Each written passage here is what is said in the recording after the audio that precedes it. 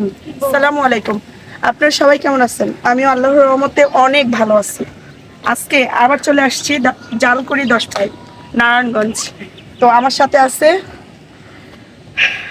আপনারা সবাই চিনতেই পারতেছেন তাকে।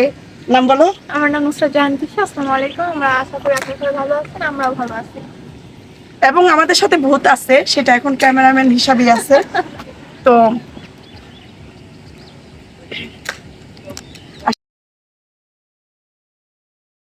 আজকে আমরা ঘুরতে আসছি জালকুড়ি 10 পাইপ। ইতিমধ্যে আমাদের চ্যানেলে হিসাব করলে অনেকগুলো ভিডিও এই জায়গায় দেওয়া হয়ে গেছে। তাও আমরা আবার গেলাম কি জন্য, আমাদের এলাকাতে এর থেকে ভালো জায়গা তো মনে হয় আর নাই না। আর যদি বিকাল বেলা সময় থাকে, আমাদের এলাকার প্রায় সকল মানুষ এখানে যায় এবং জায়গাটা ঘোরার জন্য অবশ্য খারাপও না। আমরা সবাই যাই, অবসর সময় কাটে এখানে বিকাল বেলা। এখানে নৌকা রাইড আছে, পার্ক পার্ক বলা যায় না অবশ্য। বিভিন্ন দেখেন না, শহর অঞ্চলে বা গ্রাম অঞ্চলে মেলা তো মেলা হয়, মেলা তো যে নৌকা রাইড বলে ওগুলাকে, তারপরে নাগরদোলা এবং বাচ্চাদের জন্য ছোট ছোট ট্রেন, এবং ওরা একটা নতুন জিনিস এখানে আনছে যেটাকে ড্রাগন ট্রেন বলে তারা।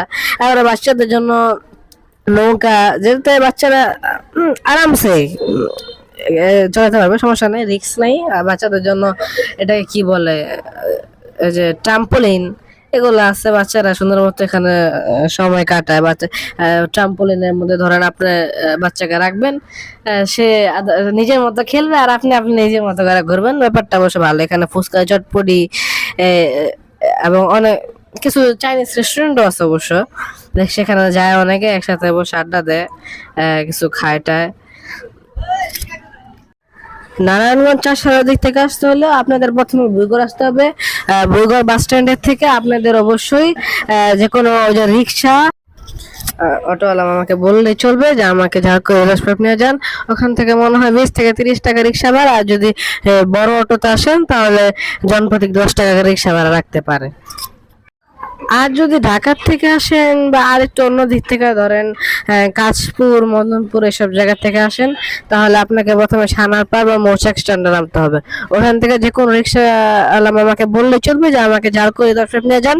এখান থেকে মাঝারি সাইজের অটোগুলোতে আপনাকে 40 টাকা ভাড়া গুনতে হবে, তাহলে আপনাকে ঝাড়খণ্ড 10 একদম ওই জায়গাটাতে, যেখানে আমি গেছি এখানে নামিয়ে দিবে আপনাকে।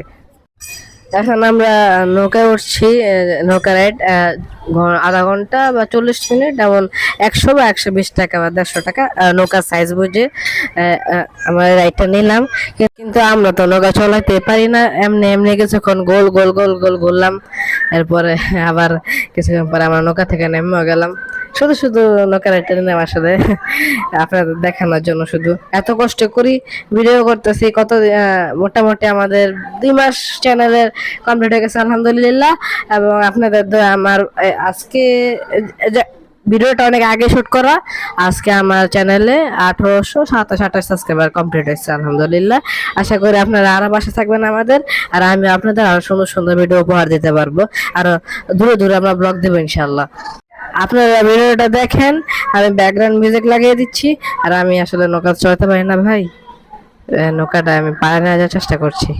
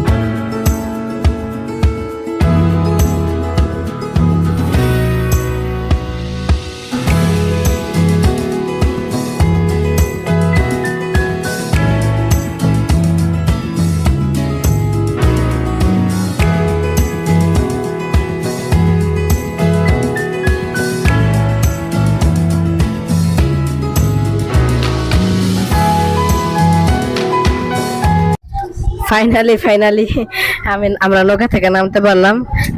এখান থেকে নেমে আমরা এখানে শিক্ষিত চাওয়ালা নামে একটা দোকান আছে, এখানে আমরা মালাই চা ট্রাই করব। আচ্ছা, একটা মজার জিনিস মোটামুটি ওই যে সামনে যে মাত্র জুম করে যে জায়গাটা আপনাকে দেখালাম, এই সম্পর্কে একটা স্টোরি আপনাকে বললাম। একটা মজার জিনিস আমার কাছে ভালো লাগছে, এখানে উপরে বোর্ডের মধ্যে লেখা আছে যে এখানে গাড়ি পার্ক করা নিষেধ, ওই গেটটার নিচে। আর এখানে তো পুরো এলাকার মধ্যে তো গাড়ি নেই, সব গাড়ি ওখানে, মনে লাগতেছে যে পুরো এলাকার সব গাড়ি ওটা নিচে দেখা রাখছে। যেখানে বাঙালিদের আসলে যেখানে নিষেধ করে সেটাই করে। আসলে বাঙালিদের ছোট করার জন্য না, আমরা আসলে জাতিটাই এমন হয়ে গেছে। আসলে সত্যি কথা বললে আমি বাঙালি জাতিটা যথেষ্ট শ্রদ্ধা করি, তাই আর মোটামুটি ভালোই ঘুরছি। লাইটিং টাইটিং সব মিলে সুন্দরই জায়গাটা অবশ্য। অবসর সময় কাটানোর জন্য এনাফ ব্যবস্থা আছে এখানে, আসতে পারেন, ঘুরতে পারেন, খাইতে পারেন। দেখতে দেখতে তো প্রায় আমাদের ঘোরাঘুরি শেষ পর্যায়ে চলে এসেছি।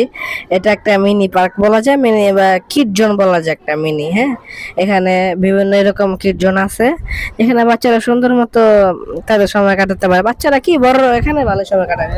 এখানে যে আপনাদের নৌকার একটা কথা বলছে, আর এইখানেও নৌকা আছে। তা আমি নিয়ে নিলাম 2টা টিকিট। এবার আমার নৌকা রাইডে যাব। আসলে ভিড় ছিল সেদিন কম, না হলে এটা শুক্র শনিবারের দিকে প্রচুর পরিমাণে ভিড় থাকে, প্রচুর পরিমাণে রাশ থাকে। আপনারা যদি আসেন তাহলে ওই সময় বিকাল বেলা আসলে যাদের ভিড় পছন্দ তারা আসতে পারে। ওই দিন তো অনেক পরিমাণ ভিড় থাকে, আমার ভালো লাগে না তো ভিড়, সেজন্য আমি ওয়ার্কিং ডেতে সেজন্য এসে পড়ছি। আর যে অফ ডে অপেক্ষা করি নাই, আসলাম এখানে ঘুরলাম। ভালোই লাগলো, মোটামুটি সময় ভালোই কাটলো। দেখতে দেখতে প্রায় আমার বাড়ি ফেরার সময় চলে আসছে, বাড়ি যেতে হবে এবার। আর কিছুক্ষণের মধ্যেই ব্লগ শেষও করতে হবে। আশা করি আপনার কাছে আমার ব্লগটা ভালোই লাগছে। আর যদি ভালো না লেগে থাকে, আশা করি পরের বার থেকে আরো ইমপ্রুভ হবে ভিডিও কোয়ালিটি, ভিডিও সবকিছু। আর কি করা, যদি ভালো লাগে চ্যানেলটা তাহলে সাবস্ক্রাইব করে দেন। যদি ভিডিওটা ভালো লাগে তাহলে লাইক, কমেন্ট এবং চাইলে আপনি শেয়ার করতে পারেন। ধন্যবাদ। ভিডিওটাতে আমাদের সাথে থাকার জন্য ধন্যবাদ আপনাদেরকে সবাইকে। আর প্লিজ ভাই, প্লিজ, অনেক কষ্ট করে ভিডিও মেক করি। আমার চ্যানেলটাতে লাইক আর সাবস্ক্রাইব করে দিবেন, আর পাশে থাকা বেল বাটনটা অবশ্যই প্রেস করে দিবেন যেন আমার ভিডিওটা আপনার কাছে সবচেয়ে প্রথমে পৌঁছায়। ধন্যবাদ।